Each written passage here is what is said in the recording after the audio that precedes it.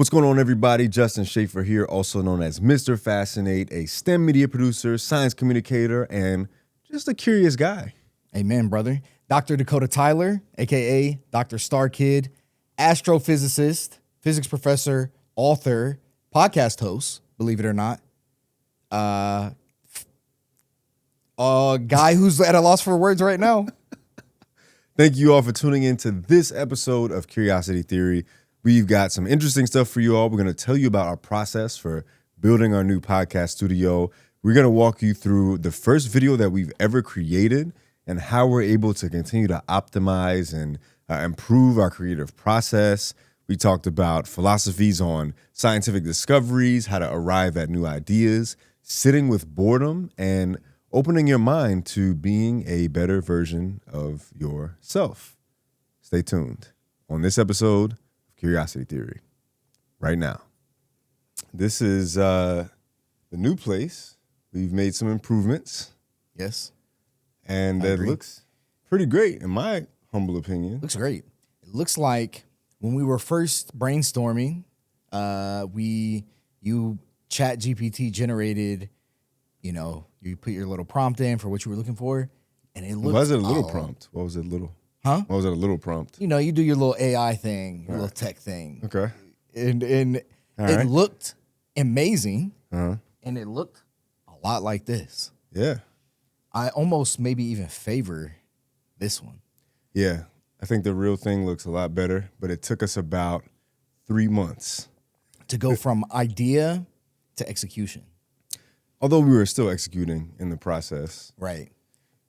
But to full vision immersion.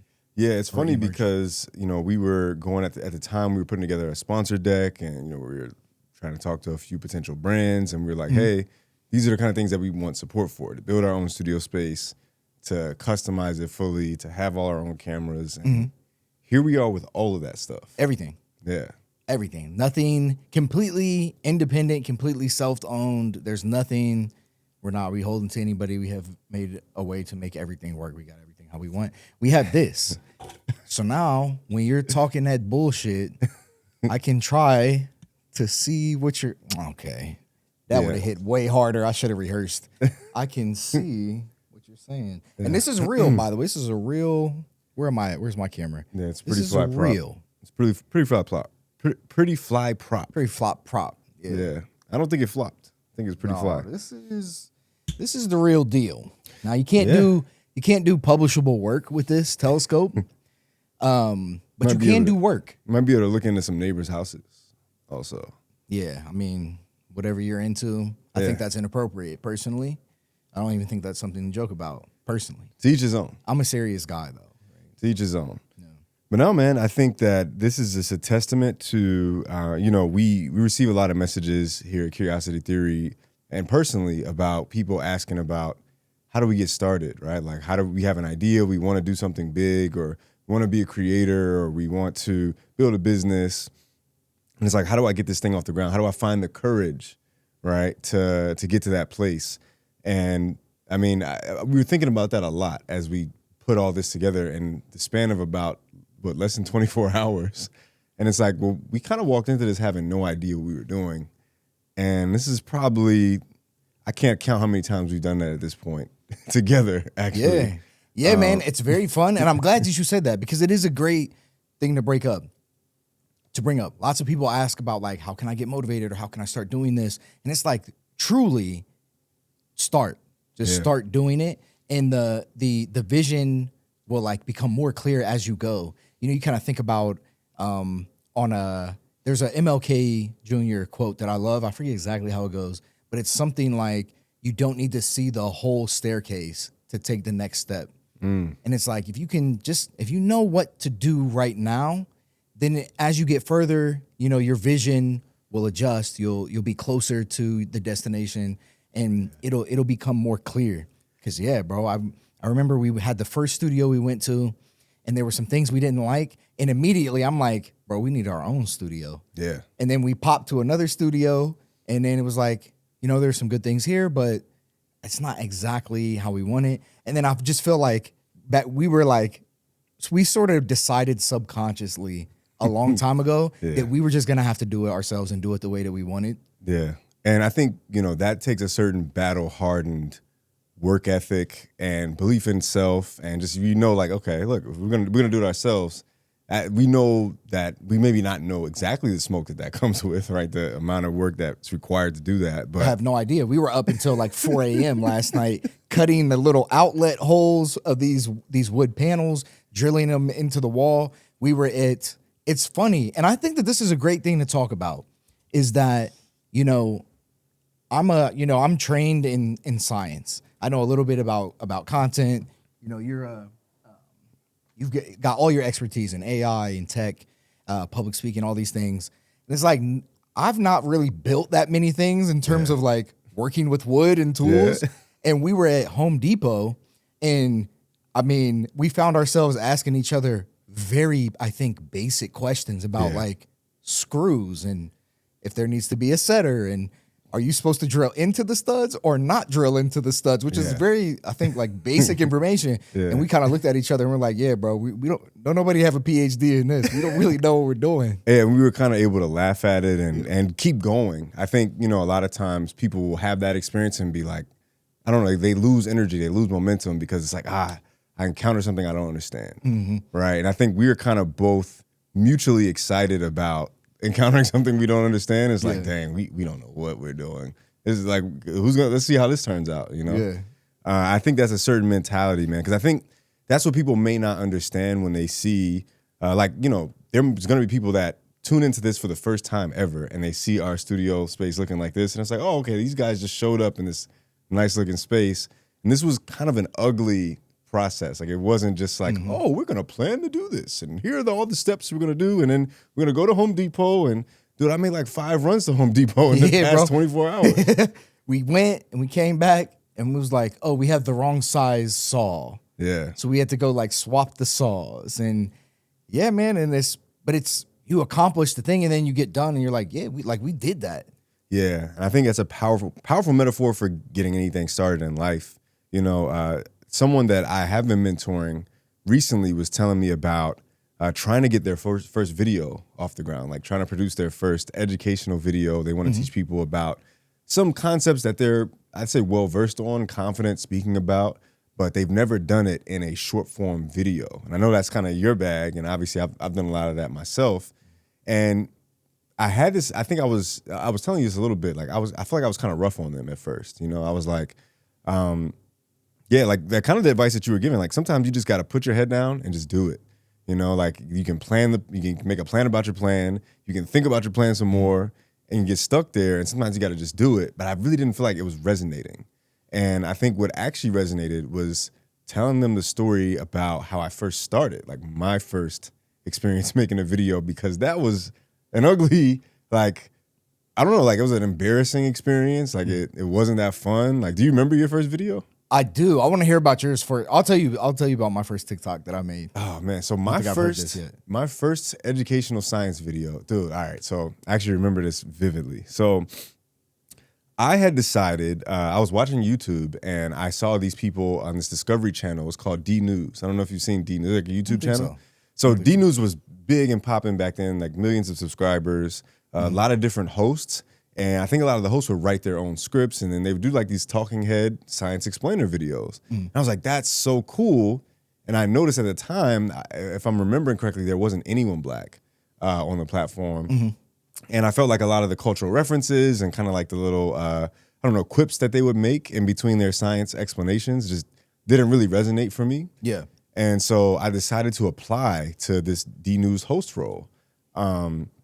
And I reached out to them, and I sent them my resume. Like I went to school for marine environmental science. I publicly spoke all these times, and I was like, oh, I'd be a great fit for this. And I just sent all this resume stuff, and I was just out of undergrad, and I think I got ignored the first time, and then I followed up, and then I'm trying to remember if I actually got a response or if I didn't get a response, and it basically just told me like these people saw that I actually wasn't qualified to do this just based on me having majored in science and spoke publicly a few times. And so what they needed to see was like more evidence of me making videos.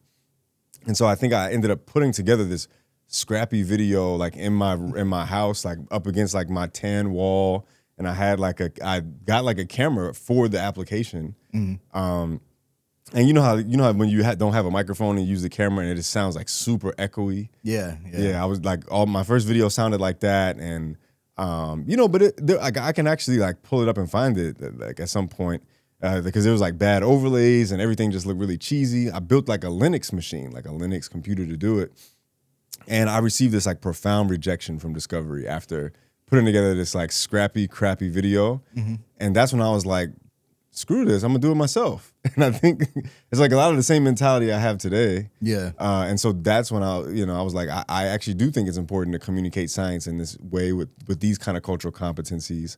But I was terrified to post it. Even after I made it, I was terrified to post it because the idea that, well, most people didn't even know me as like a science person. Like I had a background doing like I was like doing campus leadership, and I was like student body president in college. And so most people kind of knew me as like this maybe political candidate in the future or something like that. Yeah. And so like I'm now rebranding, and they're like, people are kind of like, well, I didn't even know you cared about science, Yeah.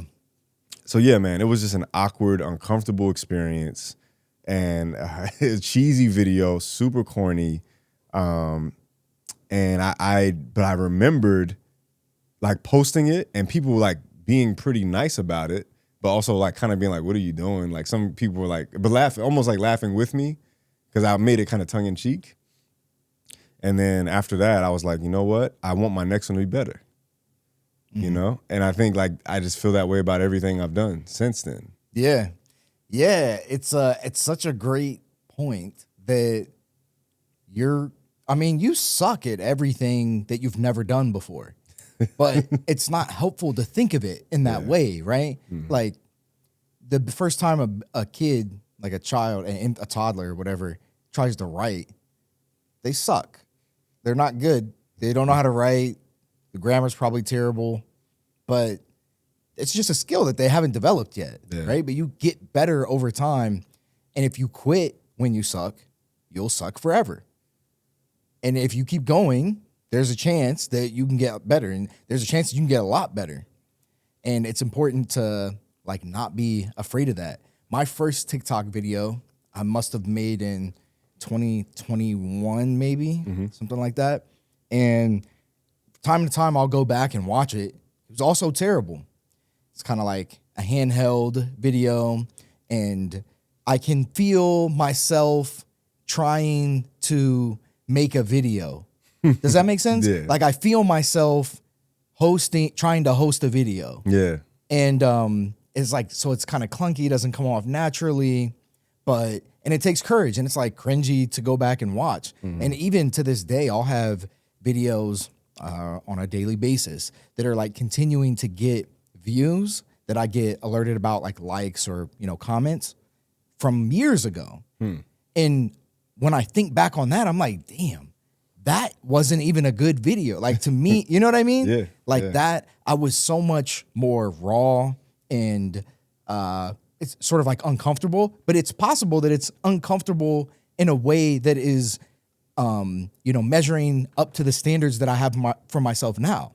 But other people aren't necessarily like trying to pixel peep and pick apart your video and be like, oh, look at this idiot. He's a loser. He doesn't know what he's talking about. This is lame. This is cringy. And there are some people who are going to say stuff like that. Yeah. But they're like the biggest losers of them all. You know what I mean? Like objectively, they literally are. Because I don't know anybody who I respect as a content creator who's like, head over heels above me that has ever like looked or commented on anything that I had or has said anything negative to me in that way. It's always positive. It's like positive engagement. And same thing, like I don't do that. When I go see somebody may ask me, oh, I want to make videos about space. I'm like, I'll tell you what I did. I literally just picked up my phone. I screenshotted a couple pictures I got off the internet, and I started talking about something in a way that I thought was interesting. And you can do that too. And when I see them make those videos, I'm not looking at it like, oh, this is ass. And you know what I mean? I would never do that. I love to see people get excited about that and try to create, what they're passionate about. So it's 2021. How many videos do you think you've made since then? Like range? So when I first really got committed, I maybe made in the first several months to a year, it may have only been like a dozen or so. After in 2022, when I defended or when I passed my comprehensive exam, finished my classes, and then moved on to being a PhD candidate, I took it a lot more serious. And there was a point where I made one every day. So 2022 probably made over 300, maybe 300 and Like a video a day. yeah, that was what I was shooting for, a video a day. I think that's a good kind of rule of thumb. So that's what I was shooting for. And then like from now at this point, from 2021 to now, I want to say like thousands, maybe, at least 1,000, which is a lot. That's like a ton of repetitions. Even if you're not trying really hard to get better, you're just going to get more comfortable, and that's going to come off as being better. Yeah. No, I think something I've observed, because I think we have a very different creative process. Like, I think you churn out high volume stuff, but you also have a certain taste for short form. And like a lot of I've sent you short form videos. I'm like, what do you think about this? And then like the notes you'll give, I'm like, that's really good. Like, I think the taste you've developed for like how to hook people with short form content is like something that feels like it was honed over years. Yeah. You know? And a lot of my, video creation experience, I don't think I've made nearly as many videos actually. But even though I've been making videos for almost 10 years, but I feel like the videos I make take a lot longer to make most of the time, like the average video. So I've definitely made hundreds of videos, but I think, my average project takes me like, I don't know, over 2 weeks at least, give or take. Yeah. But yeah, different audience, different medium, some stuff for TV, some stuff for like YouTube audiences. But yeah, I think also my taste and sensibilities and obviously ability to navigate production environments and crew have evolved in tandem with, again, coming back to that next video and trying to make it better. Yeah, which is the process always of ever getting better at anything. Yeah. Just trying to improve incrementally, which is like the most that you could really expect.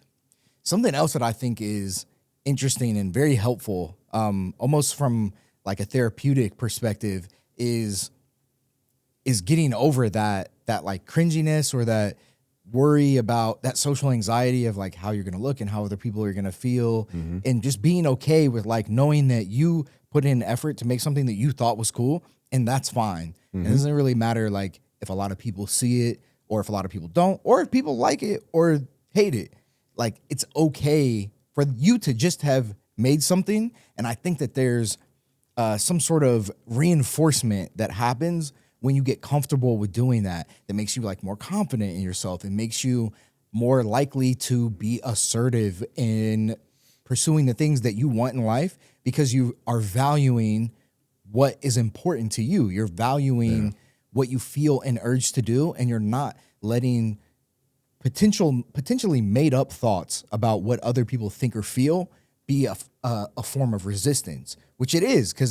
And it's important to realize that too. We're all social animals. Everybody feels that, except maybe for psychopaths, which I feel like comes up. I don't like, maybe they don't, but everybody else does.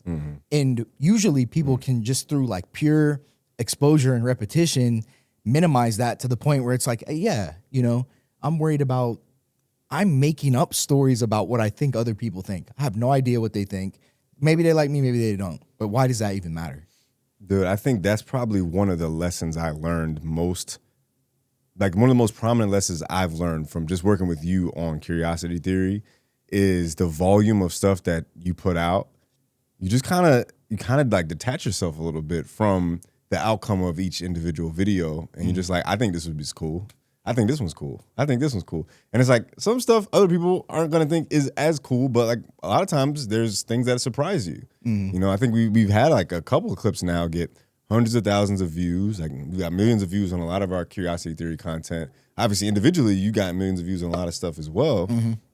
And I think, part of that just comes from detaching yourself from those mental barriers to entry, which I think can be abundant, especially in that first video. You're like, what are people going to think about this? I'm not good enough. This completely sucks. Nobody should see this. This is embarrassing.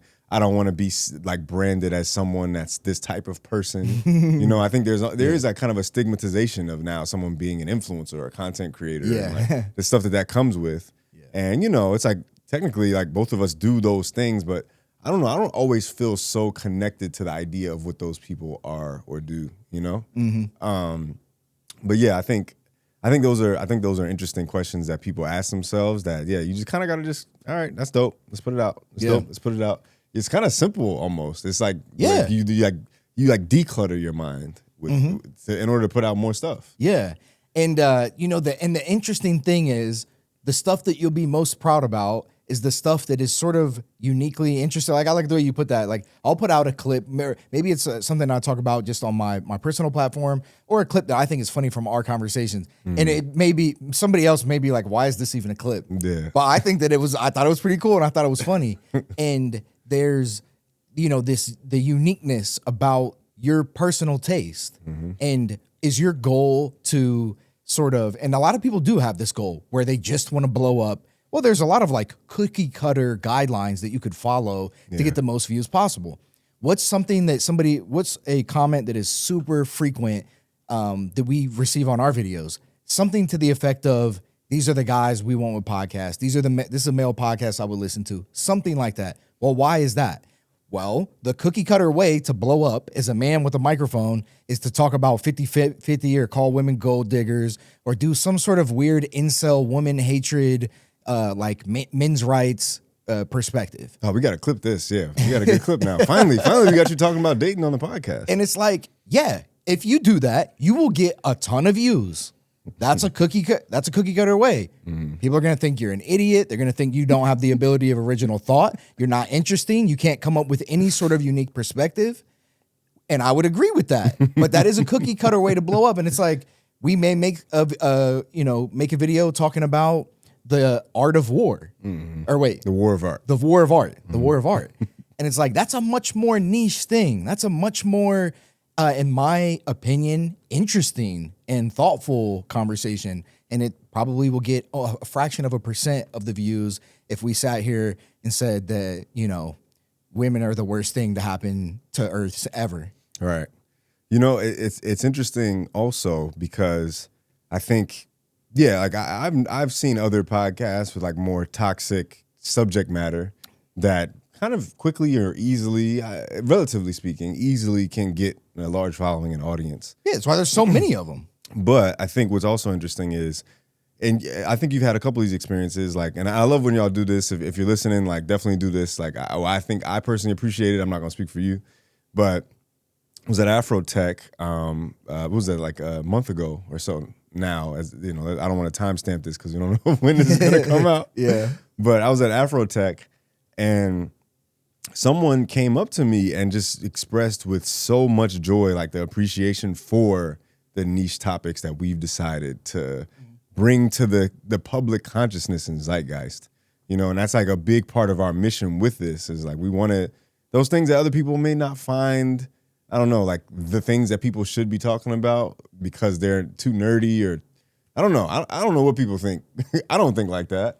But it doesn't matter, bro. I think we're going to keep making the stuff that we think is interesting to talk about. And people are really deeply rocking with it, man. Yeah. And, we appreciate that. Like, if you're listening, we definitely, show us some love. Like, we always appreciate, and let us know what you actually like specifically, because that also helps us to think about future topics, future subject matter, and things like that. Yeah, definitely. I had a comment recent, or somebody DM'd me recently that said something similar, like that they appreciate the broad range of things that we cover, and that and this is the challenge as a science communicator, I think, is like towing the line of bringing things to an accessible conversation without dumbing it down too much, but also without like assuming like this weird niche knowledge that you need. Like, you're trained in marine biology, so a lot of like hyper specific biological facts and taxonomic names and all processes, and like most people don't, like, I don't know those things, so I kind of need them like explained to me in a more simple way. And then same thing with astronomies. If you're not like studying comets and the orbits of things, then it's not just the jargon alone. It can kind of trip you up. And I think we're getting better at like weaving those two things together. And that's so important because I think that most people, so sort of the idea behind curiosity theory, are deeply curious about things when they feel like they can be. There's almost no point if you don't understand something and it's like a brick wall and you can't, and you read the first sentence to get interested in it and none of it makes sense, right? And it's like something that should be, it's got to be fluid. There's got to be like less resistance to you hearing about this thing. And one of my favorite comments that we get is when somebody's like, "Oh, I never asked myself that question before. I never thought about that before." Yeah. That's really cool. Yeah. And that's like the most fun thing to me. Yeah. Yeah. I think opening people's minds is definitely one of our missions here at Curiosity Theory. And we actually want to take the show on the road as well. That's another thing that we've been working on behind the scenes a little bit. We have been talking to, and I know there's some listeners out here that might be decision makers that could help us with this mission, but we've been talking to a number of universities now about going into next year and even following years after that, lining up a in-person experience for university students and maybe some high school students as well, where we come in, we talk about academic careers, astronomy, STEM, artificial intelligence, future of work, and then have these like workshop experiences with students and maybe even do a live taping of our show.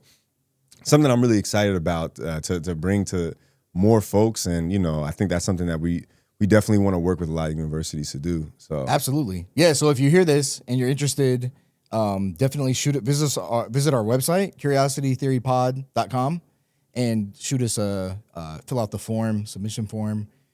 If you're interested. But yeah, there are several universities that we're kind of like setting up some programming for in 2026, which is very exciting. Yeah. Also super excited about that. Yeah, man. I think, that's something that we've both individually done. Like you've done quite a few talks. I've obviously done talks for a while. And I'm just like, I just had a big talk and I was like, man, I feel like I need my partner in crime up here on stage with me. Yeah. Because I feel like, it's like that multiplier effect. And I just don't think there's anything like it in the STEM landscape at all. Yeah. I feel very optimistic, energetic, and excited about what we're building, what we have the ability to do. Already have loved the response that we've gotten from some of the guests that we've had on, have like just this brilliant array of guests who are experts in all these different fields. They can bring all these other super interesting, curious perspectives, both from the field, just generally on life. Very, very cool. Yeah. Yeah, for sure. So I was thinking recently, I saw a video, I don't remember who made it, somebody made it, and they were talking about an important thing to do in grad school is to focus on what you can control. And it's such a timely, I feel like anytime I have this thought or I'm asked a question about it, it's so important. I think it relates to what we're doing here, everything that's going on with us, like building the studio, the things that we are trying to build out and pitch to other people that we can do with Curiosity Theory. And it's like at any given time, we live in a complex world that's so complex. There's probably almost an infinite number, effectively, of things that you can't control, but that can and will affect you. And it helps to become aware of those. Mm-hmm. Definitely helps to become aware of those. I think specifically from a leverage perspective for yourself, because there are also, I wouldn't say an infinite, there's definitely less, but definitely more than you realize, things that you have complete control over. Like what's an example? Of something that you have total control over, your attitude in any given moment. Mm-hmm. Your perspective, when you wake up in the morning, what you choose to do with your time, how you choose to respond when you feel upset, what self-care you do or don't do, what habits you do or don't develop. We take it for granted because you just live your life, and sometimes it may seem like you're a bit on autopilot. Mm-hmm. But that's the beauty of being human, in my opinion, is that at any time you can cut into that autopilot and change shit up. Like right now, if I thought that it was good for me and I wasn't doing well, I could just do a handstand. I can't do a handstand, but I could do that, right? Like I don't know if we have free will or not. I really don't think that we do, which is weird because I'm making this argument. Mm-hmm. But the way that it works out is that we feel like we do, and Yeah. that you can change anything in any given moment, right? It's like while we were putting up these panels, we ran into several issues. There was like a window we were trying to cover and we couldn't really figure out how, and there were these weird things, and we could have been like, well, you know, this is just going to be a problem. But it was like, no. You went and you found this very certain type of drill, star bit drill, and you took it out, and then we put it up, and then we were like, oh, the light's still coming through the panels because there's slots. So we took them down, and then we gorilla glued away, and we just like figured everything out along the way. And there is no like weight of the challenges or the resistance that holds us down. It's just like, oh no, like this is like a video game. Yeah. There's a new challenge here. All right, how are we gonna fix that? So it's important to like understand all the external, but I will live and die by this. Most people, including myself, are not exercising all of the power that they have. Yeah. And like in any given moment, it's like we have a problem that comes up and we realize, okay, wait, I can control this thing. So I have these blinds, I have these curtains, like maybe I can use this tool, you know? Something that I don't know, I was just thinking about the free will argument you were just making, and I just like wanted to do this. Yeah. Because I feel like that's like something I've never done before on the podcast. If you're just listening audio only, I lifted up my right hand and right leg high into the air. I feel like that was an exercise of, it's like from my perspective, that felt like an exercise of free will. I feel like just like a random thing that I would never do that I just did. Yeah. And then, if we want to get into a little bit more of a philosophical territory, you say that, but it was a direct domino effect, I would argue, from me starting that conversation at all. Yeah. So then it only made, I could say it only made sense for you to do something weird and then say it was free will. In the context of you bringing up the idea of free will. Right. And like, how would we, this is like an offshoot of what we were talking about, but like, how would we know? Would you have done that if we continued on having talked about something else? I would say no. Yeah, I don't think I would have. I haven't done that yet. But in exercising what feels like free will, does that reinforce your brain's likelihood to create new pathways aligned with what you feel like doing in the future? That's an interesting take, right? Like by showing up with a positive attitude, taking a step in a direction, you now open up this universe of possibilities that didn't really seem possible or even feasible or directly within reach. You kind of expand your perceived notion of will or sense of direction towards an outcome. Yeah. Yes. It's like these decision trees, I don't know if you ever used to play RPG video games. Yeah. But I used to play one called, I didn't play a lot, but I played one that I really liked. Mass Effect. And then like the Fallout series, which is like a post-apocalyptic version of Earth. And it's like, as you progress, you have more options, and sometimes they'll be grayed out if you haven't done enough to get there. And so you get, as a player, as a user, you get to see it, and you're like, oh wait, this is the best response here. This gives me my most favorable outcome, but I don't have access to it. And so that lets you know that you kind of screwed something up in the past. Some other decision you make, or maybe you didn't build up your charisma stamp, your skill high enough or whatever. And I think that that's a really interesting sort of metaphor, because in real life, every conversation, every interaction, every decision, everything that we do is the same way, right? But we only see the options. We don't see the options that we aren't aware of because of our past and because of the way that we're thinking. Yeah. And then, but as you start to believe in yourself more and, build up that confidence and your competence in different areas, you do start to see a lot more possibilities. And to the point where it's like, oh no, like, yeah, we can do that. Yeah. We can figure it out. Yeah. Yeah. I mean, even the idea, I mean, we've now like done shows with other podcasters, and we talked to a lot of other folks that have done this. And I think most of them didn't really get to the point where like, yeah, we could build our own studio from the ground up. And I feel like we're a few months in now, and we're like, yeah, we could have done that, and then we did it. Yeah. I guess it also probably is related to our strong sense of will and like determination and wanting things to be a certain way. We had a conversation on an episode that was released recently. Well, who knows when this is going to release, but in the past. Maybe it was a long time in the future. Maybe it was recently. Long time in the future or a long time in the past. Einstein's block universe would suggest that, okay, so this is pretty interesting. And this is not where I wanted to go, but here we are. So Einstein sees time as this fourth dimension. So there's the 3D. It's like front, back, left, right, up, down. So those are the three directions, X, Y, and Z, 3 dimensions.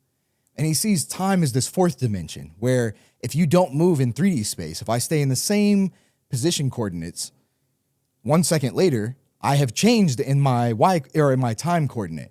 So I'm in a different 4D location, right?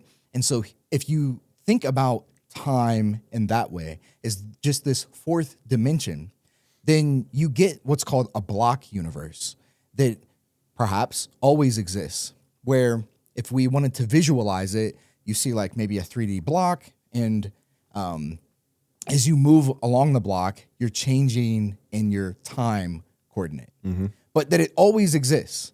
And in the same way that you and I can go to a different 3D location, or we could see a different 3D location, perhaps you could, if you were a fifth dimensional being, whatever that means, see these time coordinates as well. I think a really cool visualization of this is in Interstellar when they're in the bookcase, right? Where it's like you're seeing all the 3D locations and you're seeing them at different times. Now, because we're stuck in this universe, we're kind of like trapped in the quote present. But maybe the past and the future both exist always. They're just not something that we have access to. And I think that that's a really cool way to think about it, because you can sort of convince yourself that who you want to be, that future is, it does exist somewhere. You just haven't quite gotten there yet. Yeah. And there's like this future version of you that is like standing there and is very proud of the decisions and the work that you're doing right now. And you're sort of like connected to that person. And the only thing separating you is a few of these units of time. It's powerful, man. I think a powerful exercise for people listening, if you haven't ever done this, imagine what that person is like. You know, like really describe that person in extreme detail. Something I did, and I think right before I graduated from college, was I was listening to some like self-help tape or book or YouTube video or something, and they asked me to do that, to write like the qualities, the attributes of your ideal self 5 years from now. And like, you know, where does this person live? What is their lifestyle? What kind of car do they drive? You know, like what accomplishments are they proud of? What skills do they have? And I wrote down a bunch of stuff, revisited the list like a few years ago, and had done every single thing that I had written down in undergrad. And I forgot that I wrote that. Yeah. But I could see that I wrote this thing in like 2014, 2015, came back to it and was like blown away by like, wow, I really did become what I wanted to become. Yeah. You know, that's a crazy feeling. But I think for everybody out there, like you can meet that self, you know? Yeah. And the time is going to pass regardless. Right? And you're gonna, at a certain point in time, you're going to realize like, hey, if I had been a little bit more serious about these things that I really care about over 5 years, which is a long time. I mean, you can completely change your life in much less than 5 years, probably in like 6 months of focused work or a year, you know, and it is like, you know, depending on what your goals is. Yeah. Give or take. It can vary. You ever heard that quote? It's like, we overestimate what we can complete in a year, but we underestimate what we can do in 5. Yeah. Well, it's hard to have a vision of like 5 years in the future. Yeah, like everything dramatically changes so much in that much time. But even like I'm reminded of that atomic habits principle of like just being 1% better every day. doing that over the course of a year can get you pretty far. But being 1% every day, 1% better every day for 5 years. Yeah.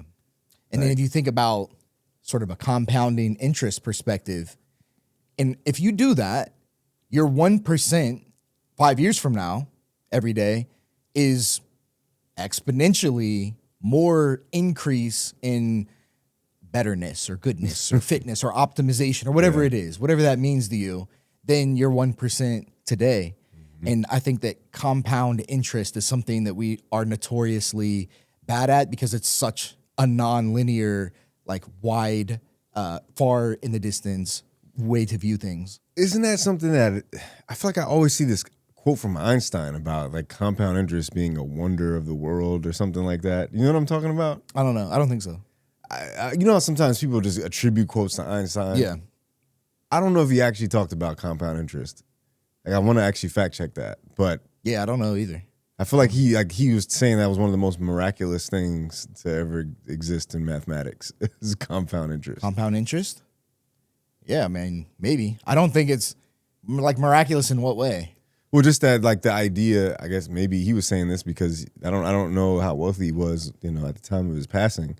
I'm sure he was doing all right. I'm sure he was doing okay, but maybe he had some investments and he saw them grow and the interest compounded over years and he was like, wow, this is miraculous. Well, I mean, if he could do calculus, which I have it on good authority that he could, I think he could have like proved that to himself early on. As opposed to like defining it as a miracle. Is that what you're saying? Well, yeah. As opposed to actually needing to wait and see it happen and be like, oh, wait a second, compound interest is like we got to tell some people about this. Let me see if I can find the actual quote. Yeah, look it up. All right, so I got this knee tattoo the other day. Yo, that joint is fire. Yeah, it's peeling right now, so it's been 5 or 6 days, so it's like in the peeling phase. First of all, kneecap tattoo easily. Actually, can you like lift your leg up so the camera can catch it? Yeah, there we go. Yeah, the other I think they see it in the other one. Yeah, the wide one can see it, but let's make sure this one. Yeah, go ahead and shine that. Yeah. I think they can see it the whole time. Yeah, well, hopefully. And it's like, I don't know if so when you get a tattoo, it's like on anywhere where there's not a lot of meat, it really hurts. Yeah. I don't know if it's because there's nerves, a higher density. I have no idea if it's because there's nerves in your bones, but it felt like, I kind of felt like bro was doing the hammer and chisel, like the David chiseling Michelangelo, or I don't know if I'm getting that right, but like on my fibia, that's crazy. tibia. I believe so. Femur, tibia, fibula. Yeah, I'm actually not 100% sure, honestly, but it does look painful. Even just looking at it, it looks painful. And it's still peeling. Oh, so the peeling, this part does not really hurt. The peeling doesn't hurt, but the actual act of receiving. Yeah. Her sternum ones are pretty bad, too. Yeah, anywhere that there's not a lot of meat, I have something on my collarbone, too. Anywhere where there's not a lot of meat, it does hurt. But, so I got this tattoo. It's a sun. It's a sun and a moon. And I got it on my knee. And this is my knee that got wrecked when it ended my playing career.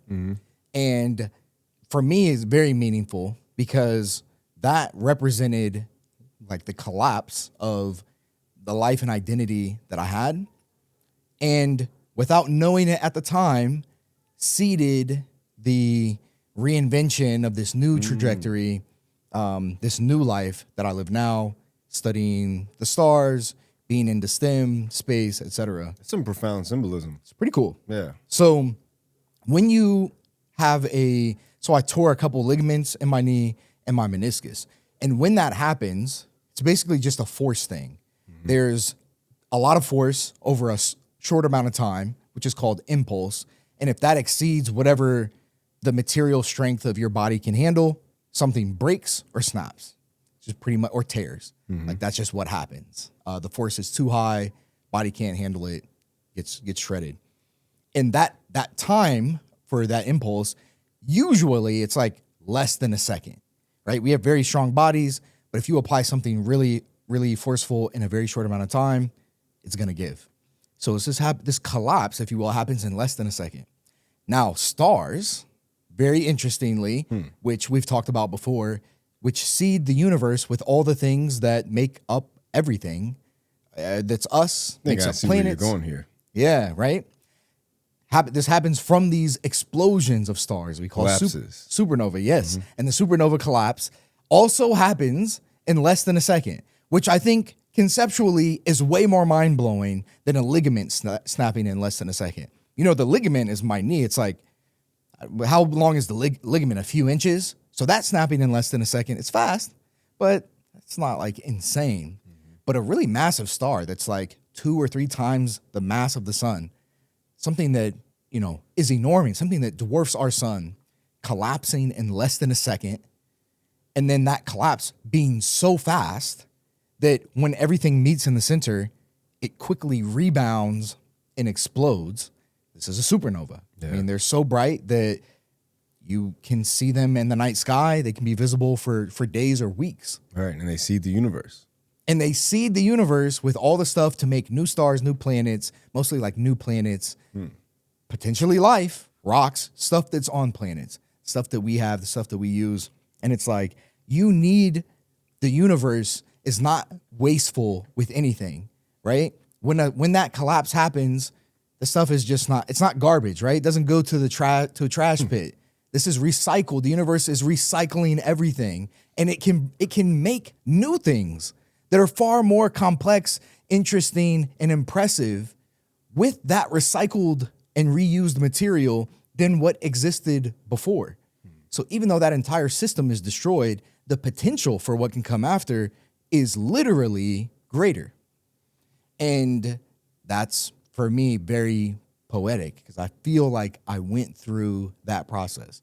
A collapse in less than a second that destroyed that current system, but allowed this wider range to tie into what we were talking about before, allowed this broader decision tree moving forward that would not have been accessible had that collapse not happened. Yeah, because that definitely branched you way outside of your pre-existing decision tree. You didn't think you were going to be an astrophysicist when you were a kid.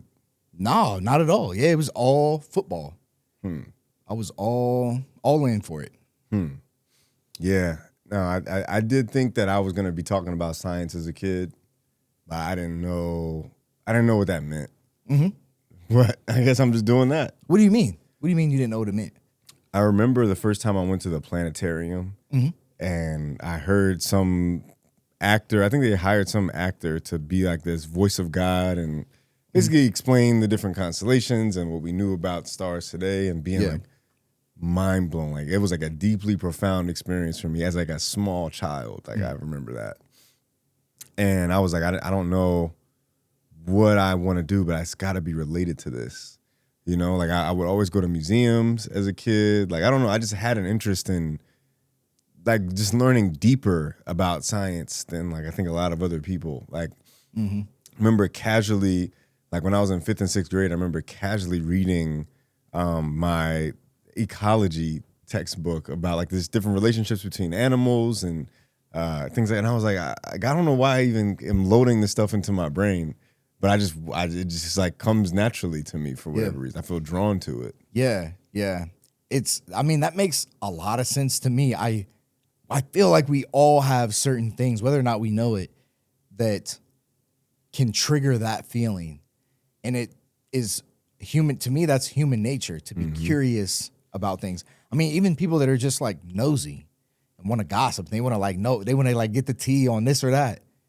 It's a curiosity about like what is going on. What It's are an the expression of curiosity. What are the and there's nothing wrong with that. I would say that's human nature. Like, that's what makes us special. That's what makes us able to learn things and to know things. And it's cool that you found science, because science is sort of the gift that keeps on giving there. And we can prove the things that you're curious about, right? You can like see the data, and it will help convince you of things that otherwise sound unbelievable.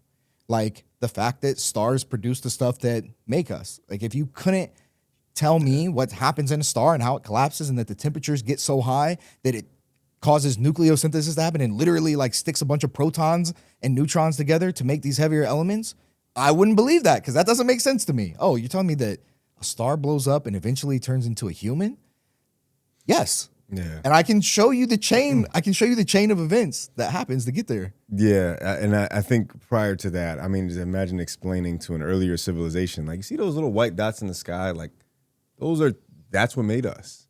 I mean, maybe there would be a lot of people to believe that, but I think it would be a different story than the story. Well, that's why they of come up with science. like mythologies and stuff. Yeah, Yeah, which is also really interesting, and it's that curiosity and a need to understand things without having the tools to get at the like foundational truth. yeah.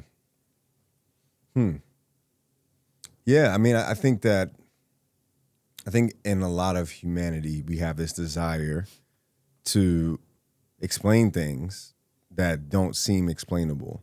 And prior to the development of the scientific method, we just had other ways of doing that, you know? And I mean, I think it'd be pretty easy to convince a large amount of people to believe those things. I mean, still today, I don't think that there is. I mean, I wonder what your take on this is. Do you believe the majority of people like consciously believe in the scientific method? Like, I asked that I like present the caveat of consciously because I think of things like, well, when we wake up in the morning and we check our phone apps and we think, oh, like this is the weather forecast. Are we consciously believing that science is what made that possible, or or do we like kind of have this cognitive dissonance from like the weather data displayed on our phone and like the science that had to be done to get that, or like that? Oh, there's going to be an eclipse in June. Are you like, oh, I trust the scientists, like consciously thinking that, or are you just kind of like, well, this is the thing that came on my phone, so you know what I mean? I do. Yeah, that is interesting. I know for me personally, if you were to, I am just trusting what I'm seeing.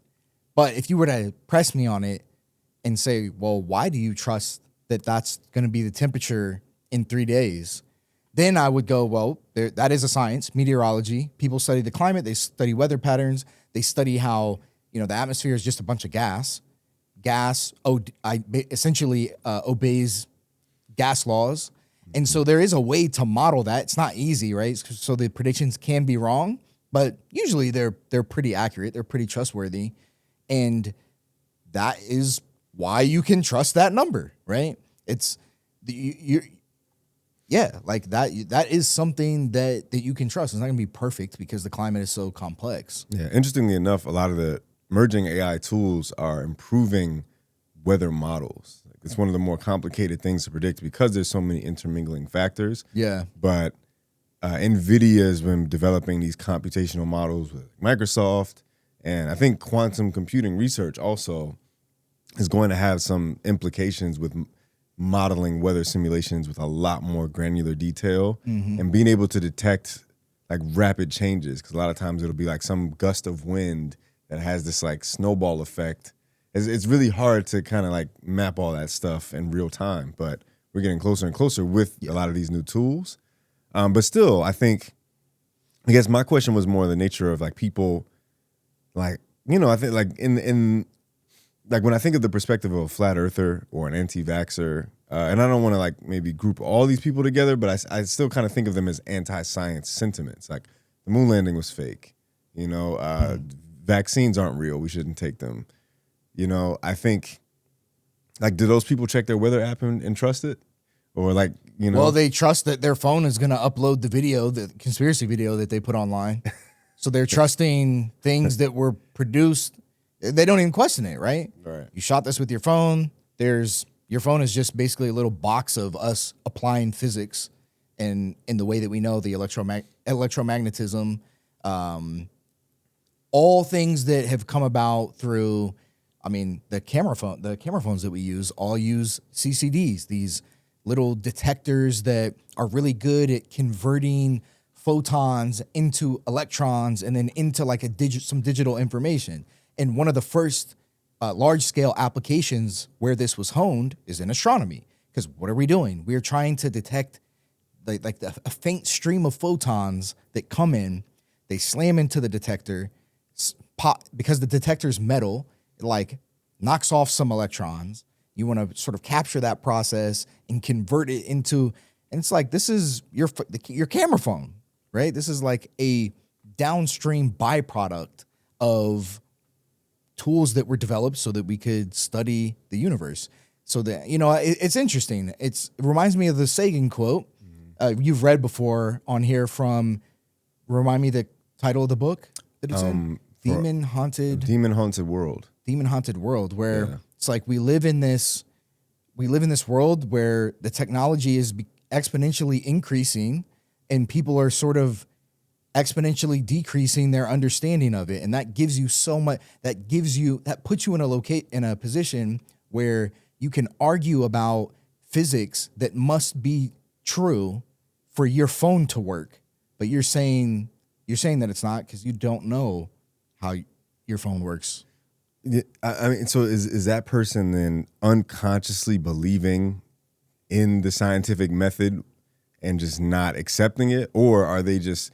I wonder if you press if you press that person, like, okay, how does your phone work? Okay, but how do you really think your phone actually works? Like, okay, because I have this story about astronomy and how those innovations led to the scientific discoveries that created GPS and like 5G networks, which quote unquote caused COVID, right? Is it like one of those things where like if you press me, I'm gonna like try to think about the science, and if you press them, they're gonna try to think of a conspiracy theory, or are they actually like, that science is right, but like this vaccine thing is like made up? Yeah, I think people can definitely compartmentalize stuff like that.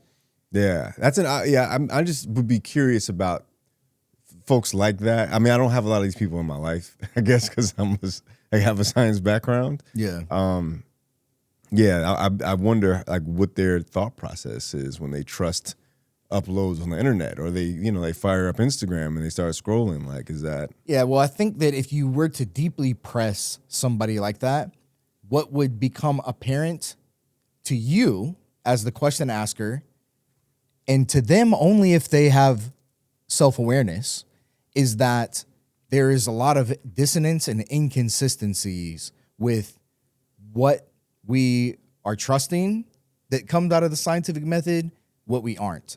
And I think that I don't think this is a shot at anybody. We all are making assumptions all the time, and you can't live without doing that. Yeah. Right? Like, it's too much data coming in. Way too much. Got to be able to prioritize and discriminate, technically. Yeah. Way too much data coming in. So, it's key to, somebody asked me the other day, I did a Q&A on my Instagram story, and they asked if it bothered me or frustrated me the number of assumptions that you have to make in astronomy and physics when you're dealing with these things, which is true. You have to make a lot of assumptions. And sometimes you try to ground those assumptions in physical reality and theory. And sometimes you don't really know the answer, so you kind of just plug one in. But there's nothing wrong with that. There's nothing wrong with making assumptions as long as you're aware of them. Mm-hmm. When you start making assumptions that you're unaware of, this is where you like get into that dissonance territory where you could end up believing something that you're not even fully aware is based on an assumption that you have no reason to think is true. And the only way, you have to like spend time thinking about what you think, why you think that. What are the things that are triggering you and making you mad? Well, why is that? And you have to do like this rabbit hole introspection that requires a lot of mental and psychological energy. And I don't think that, especially in today's like quick dopamine blasting era, just sitting and meditating and thinking about your thoughts and why you think them and why you feel your feelings, it almost requires like like a level of focus and intensity in quietness that people of the past, I think maybe we're more into. Like even today, we reference always these philosophers from old age, or from the old, right? From deep in the past. Yeah, and I don't know if it was always that people were just so adept at navigating the stillness. I think people in the past were bored a lot more. They didn't have as much to do. Yeah, like I even remember as a kid experiencing boredom so much. Like, I feel like that was one of the worst feelings. And I think, a lot of times when we're on our phone so much, like I don't really ever feel bored anymore. Yeah, really? It's very rare that I'll have the feeling of like there's nothing I can do that I'll find stimulating. Maybe sometimes I'll feel like understimulated by, things that have like I've been overstimulated by, like scrolling on social media. I'm like tired of doing that. Yeah. Right. But Well, there's just so much stimulation available today. So, okay, I agree. All right. So I agree with you, but I want to dig into that a little bit. Is it that because what you said about like scrolling or whatever? Okay, so this is something you would do when you were bored. So this would be something that people would reach for because they're not okay with being bored, right? It's like, I want some stimulation. So I would say that something like that, and perhaps anything that you do to fill your time, is you choosing to do something because you can't deal with the boredom. Right. So then, but you were saying that you like never feel bored. Yeah, because I think I would say the experience of boredom sets in when I'm like reaching for things and nothing is engaging or stimulating me. Mm-hmm. I think if there's nothing to reach for in the first place, that's when I can be more likely to experience boredom. And again, when I think of back to my childhood, it was like, okay, there's like not the kids around right now. Nobody wants to come outside. I'm tired of playing this video game. I don't know, my mom took my computer at this time, so I don't have access to the internet. Yeah. I'm bored, And I think like maybe people from previous time periods were forced to develop methods to sit with those things, sit with those feelings and deal with them. Mm-hmm. And perhaps, being able to be more withdrawing, introspective, philosophical, is partially a byproduct of just more abundant time to sit with those feelings of boredom. Yeah. Yeah. Perhaps that's a privileged take though, because, if a lot of your time is spent having to wash clothes with like a washboard and I don't know, like keep the lights on in the heat and, maybe you don't have as much free time to be bored. Yeah. I don't know. Yeah. It's interesting. Like boredom, it is very interesting. I also don't think that I feel bored. I think that maybe the things that I register as boredom oftentimes are sort of the disciplined decisions that we make to do things that aren't that fun to do in the moment, but you can, if you do it and you start doing it, you can like kind of get into maybe a flow state, or you're building something. Like if you're writing a book, I think that the start of that process is maybe boring. Yeah. Editing, going through and reading it and doing it again, like that, relative to some other thing that you could be doing, is more boring in the now. And that something that holds us all back probably is an inability to appropriately get comfortable with that boredom, which can lead to intense focus, which I think you cannot have if you're not okay with being bored, because you're not going to be able to grease the mental wheel to the extent that you can start to, like levitate and start to see everything that you're doing and make all of these connections, because you haven't like strengthened those connections in your mind enough, because every time you get bored, you reach for something else. Yeah. I think my pragmatic modern day workaround with that is just like going for a walk. I think Einstein was famous for going on his walks. And that is why he was famous. Yeah, he was like, this guy, Einstein's walks. He famously went on walks, and I think a lot of his like discoveries were as a result of him just kind of drifting away a little bit and piecing things together. I always go on a walk, and this has been more of a recent thing, but I feel like I just started reincorporating this into my habits. I just leave the house with no phone and go for a walk nearby for like a mile, come back. And like that, like I'm in a completely different headspace at that point. I'm not reaching for my phone because I can't. Mm-hmm. And it just kind of like, it allows me to come back with a fresh perspective. Yeah. This reminds me of Mastery. Another Robert Greene book that I love, Mastery, where them toxic Robert Greene books, man. Hey, man. Robert Greene is also my GOAT. Let me be clear. Yeah. But I feel like other people may attribute. Well, I guess since we're alluding to this, lots of people, I think understandably so, have an issue or feel a little bit icky about 48 Laws of Power, which is, I think, was his first book and is by far his like most famous and best-selling of all his books.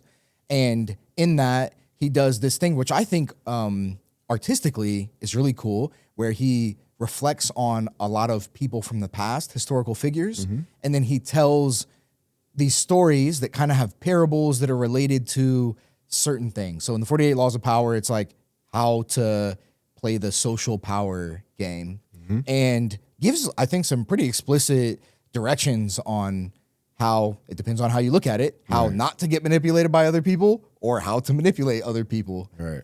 And you could think of that as a narcissistic psychopath's playbook to world domination. And I don't think that that's necessarily a wrong application. Like, I think that assessment is fair, but you also could think of it as sort of a person who wants to be wise and understand social interactions, equipping themselves with the knowledge of their weaknesses, things that they're vulnerable to, things that other people may try to do, possible outcomes that happen that are not in your favor. And you're like, oh, well, socially, there was a dynamic going on there, and I actually came across as very weak, or I came across as inept or incapable. Yeah. And that's not something that you want to do. Yeah, I think in that way, I remember when I first read 48 Laws also, and I actually did enjoy the book, and I don't feel like I was trying to be a Machiavellian villain, but I do think it opened my mind to another perspective on things that I might have taken personally in the past, or things that I just wasn't, I didn't understand, like, why didn't this go the way I wanted it to go, And like this kind of provided a different framework for, considering new possibilities. Yeah, I think of, I had a specific example that came to mind. I just kind of lost it.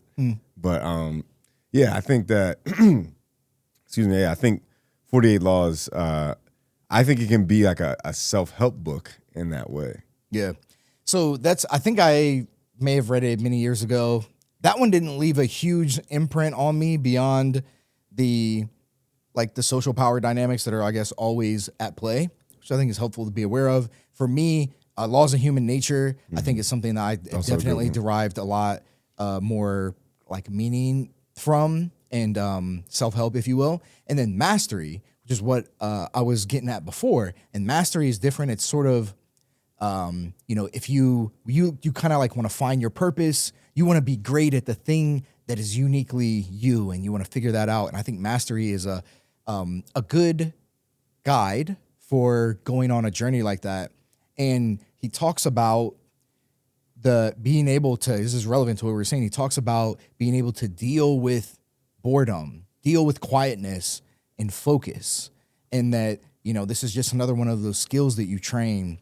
And when you spend tons and tons and tons of time building an understanding of the fundamentals, thinking of the problems, that gives you like a home base. And then your home base is where you branch out and create from, right? Like when we think of people that are highly creative, they're making things that are leaps that we don't understand.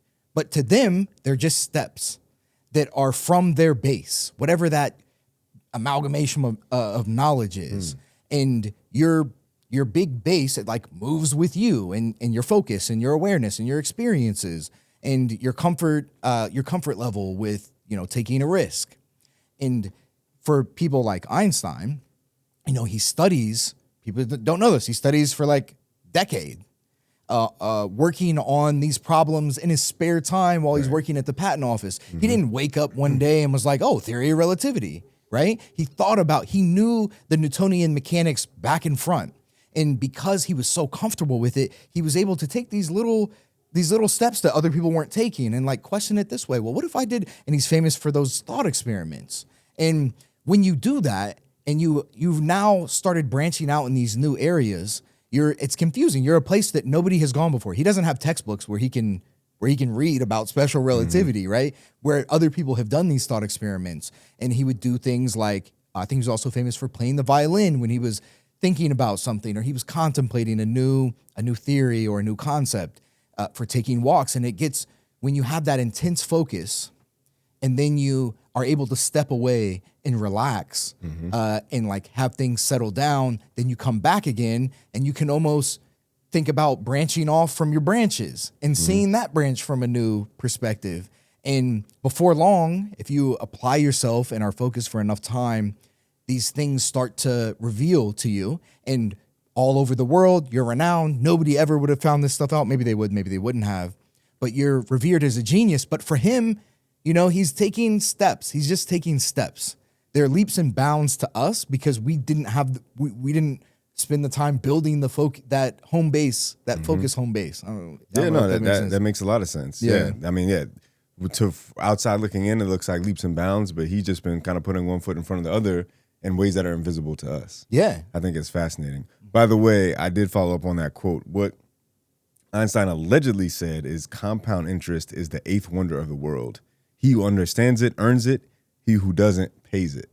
And there's no definitive proof of him ever having said that.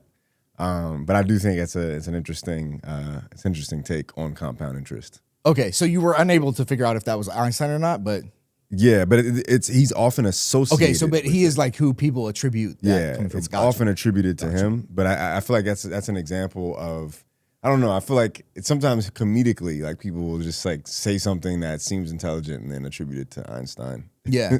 Which I think is a testament to how deeply he's embedded himself in the zeitgeist. And yeah, I think one of the things I think we've talked about this before on the podcast, but I think one of the most powerful things that you can do as a human is become an idea, almost to become like a meme, like. What do you mean? What I think people like Martin Luther King, Einstein, Nelson Mandela, I think is another example of this. These are icons, right? I think that they are often more famous than like inventors that invented things that changed the world because they represent an idea. In our minds, they represent they own a piece of our thoughts. You know what I mean? And like that can transcend time almost in the, again, this is metaphorical, but it can almost transcend time in a way that like a fifth dimensional being theoretically would be able to. It's like if you can so powerfully present yourself as an idea or represent an idea through like your lived ideals, you become this like meme, this symbol. And I think that's one of the most powerful things that a human being can actually achieve. Yeah, you think so? Personally. What would your ideal idea be for you to be remembered as or for you to achieve? This is something I actually want to talk about in a future or past episode. I have been thinking a lot about this, and it is specifically science fiction. Like I want to be known for, I think I'm in the process of refining exactly what that idea is under that umbrella. But it is being known for expanding consciousness in a way that we can see ourselves navigating the future intelligently and optimistically. And I think I have some really interesting ways of kind of teasing that out that would be, I think, riveting to people. Yeah. I mean, that's pretty compelling. I'm excited to almost kind of want to ask more. Well, yeah, man, I think, I want to dive in because I know, one of our previous episodes, and I know we're a little over an hour here, but one of our previous episodes, I touched on this idea of an anthology series that I was working on, sci-fi. And then in another later episode or earlier episode, I talked to you about. Is that what are we gonna have to caveat that every time now? I talked to you about I think like some degree of writer's block that I've perceived myself experiencing, and I think that was actually a really inspiring conversation for me. Like I went back to the drawing board, kind of atomic habits my writing process, applied a lot of the things that you're talking about. Sitting with the boredom of like every day, I'm gonna just write for 5 minutes, low stakes. Sometimes I don't really like what comes out. Sometimes I do. And it kind of led me down a path of this like entirely new idea, which I think is way bigger than my initial concept, but includes and even strings together a lot of the concepts that we originally discussed. Yeah, man, I love to hear that. I'm very, very happy. That excites me. Proud of you for working on that and like just tooling with it. And it's, again, you can see, I think this is one of the first things that we talked about, which was the staircase quote. It's like, when you start moving in the direction, the steps make sense. They're small. But you can see you've literally gotten further. It's like a video game when you reach the edge, and sometimes in the old games, you would like see the distance materializing, because it's like you have like a weak Xbox that's too weak or something like that. And it's like that's what happens when you do these things, and you like can course correct, and then you see the future steps to take as you continue on your journey. You know, it's almost too ironic that you use the term video game, because that is precisely the direction that the sci-fi that I'm working on is going. Oh, interesting. Yeah. Want to say more, but I'll save it for a future or past episode. Period. I think this is a great note for us to end on. Yeah, yeah. If you made it this far, make sure you join our Patreon. We're going to start posting some more on there. Also, check out our merch shop. I don't think anybody's wearing any merch now, but we have hats, which are somewhere. Usually I got a hat on. If you want to support us, Patreon, merch, store, leave us comments, all that good stuff. Appreciate you. Next time, peace.